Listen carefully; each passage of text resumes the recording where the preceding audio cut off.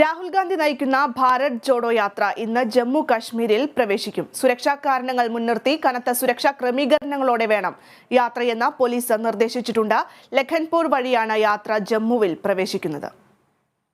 ഭാരത് ജോഡോ യാത്ര ജമ്മു കാശ്മീരിൽ പ്രവേശിക്കാനിരിക്കെ രാഹുൽ ഗാന്ധിക്ക് മുന്നറിയിപ്പുമായി സുരക്ഷാ ഏജൻസികൾ. കാശ്മീരിലെ ചില ഭാഗങ്ങളിൽ കാൽനടയാത്ര ഉചിതമല്ലെന്നും കാറിൽ സഞ്ചരിക്കണമെന്നും കേന്ദ്ര ഏജൻസികൾ നിർദ്ദേശിച്ചു. ശ്രീനഗറിൽ എത്തുമ്പോൾ രാഹുൽ ഗാന്ധിക്കൊപ്പം ആൾക്കൂട്ടം ഉണ്ടാകരുതെന്നും സുരക്ഷാ ഏജൻസികൾ മുന്നറിയിപ്പ് നൽകി. ഭാരത് ജോഡോ യാത്ര കടന്നുപോകുന്ന പ്രദേശങ്ങളിൽ ഏജൻസികളുടെ സുരക്ഷാ പരിശോധന തുടരുകയാണ്.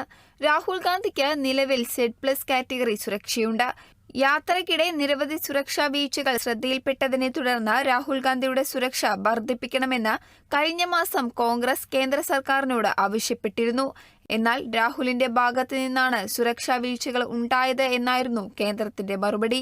2020 മുതൽ 100ലേറെ തവണ രാഹുൽ സുരക്ഷാ ക്രമീകരണങ്ങൾ മറികടന്നുവെന്നും കേന്ദ്രത്തിന്റെ മറുപടിയിലുണ്ടായിരുന്നു.